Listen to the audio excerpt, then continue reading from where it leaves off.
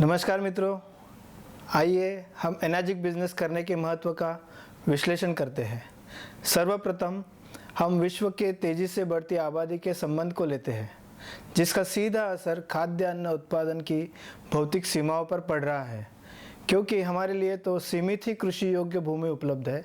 और रासायनिक खाद के उपयोग के बिना हम इसे कैसे हासिल कर पाएंगे। चिंता की दूसरी श्रेणी में नकारात्मक बाहरी चीज़ें शामिल हैं, जहाँ एक कारखाने द्वारा उत्सर्जित प्रदूषण आसपास के वातावरण को खराब कर देता है और नज़दीकी निवासियों के स्वास्थ्य को प्रभावित करते रहता है। इसी तरह एक व्यक्ति की पसंद का दूसरे व्यक्ति पर सीधा प्रतिकूल प्रभाव पड़ता है, जैसे कि जानवरों को खाना तथा कुछ अवगुणी मालों का उपभोग लेना, उदाहरण तंबाकू, धूम्रपान। इसी तरह अत्यधिक शराब पीने से दूसरों की रात खराब हो सकती है। तीसरा, एक नवजात शिशु जीवन भर पर्यावरण को क्षीण करने में लगे रहने वाला है, लेकिन क्या यह जीवन को और मानव सम्मान के अधिकार को नकारने का कारण होना चाहिए? हरगिज़ नहीं। खैर, हमें चिंता करने की ज़रूरत नहीं, क्योंकि ऐसी हर एक बातों का ध्यान रखने के लिए हमारे पास सरकार है, जो हमारे लिए नियम और कानून बनाती है, करों को इकट्ठा करती है और पैसे छापती है। अगर हम केवल पैसे को ध्यान में रख कर देखें तो ज़्यादातर लोग तनख्वाह से लेकर तनख्वाह तक जी रहे हैं। कई लोग साल में 4 से 6 महीने सिर्फ करों का भुगतान करने के लिए काम करते हैं। पैसे से जुड़े मुद्दों की चिंता में अनगिनत लोग रात भर जागते रहते हैं। इससे यह निष्कर्ष निकलता है कि जनसंख्या में वृद्धि के साथ सार्वजनिक स्वास्थ्य और देश की अर्थव्यवस्था में समस्याएं बढ़ेगी। इस तरह की प्रतिकूलता में एनर्जिक एक अवसर है, यह स्पष्ट करने के लिए मैं पॉल जेन पिल्जर द्वारा जनवरी 2006 में लिखी गई पुस्तक द नेक्स्ट मिलियनर का संदर्भ लेना चाहूँगा, जिसमें विस्तार से बताया गया है कि 21वीं सदी को the age of the entrepreneurs क्यों जाना जाएगा और आप अगले 10 मिलियन मिलियनर्स में से एक होने के अपने दावे को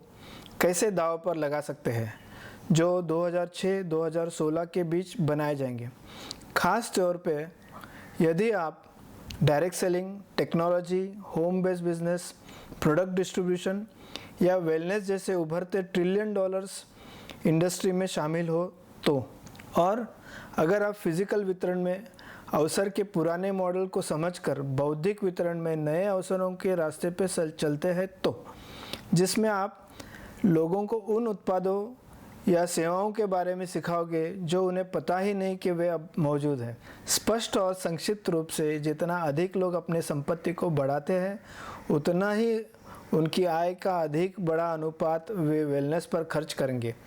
क्योंकि अब उन्हें खुशहाल, स्वस्थ, प्रोडक्टिव और पूर्ण जीवन जीने में गहरी दिलचस्पी रहेगी। इसी कारणवश वेलनेस और पर्सनल केयर प्रोडक्ट्स पिछले कई सालों से टॉप सेलिंग श्रेणी में है, जो कुल बिक्री के 60% से अधिक है। वर्ष 2018-2019 WFDA की वैश्विक सांख्यिकी रिपोर्ट के अनुसार डायरेक्ट सेलिंग इंडस्ट्री की अनुमानित खुदरा बिक्री 192.9 बिलियन डॉलर थी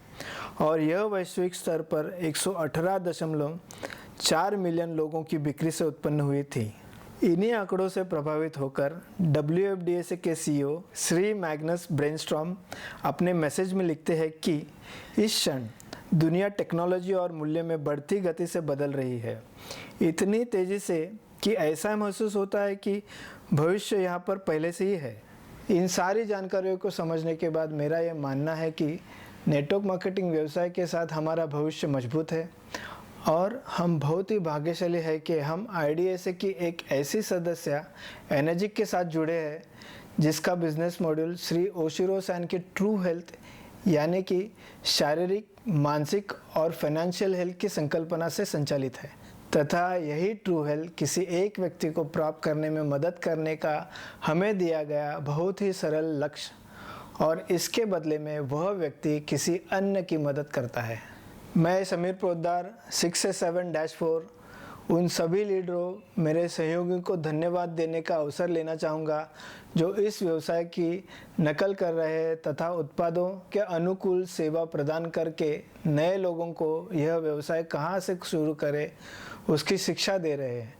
जिससे यह व्यवसाय अधिक व्यक्तिगत और कम जोखिम वाला बनने में लोगों को मदद हो रही है।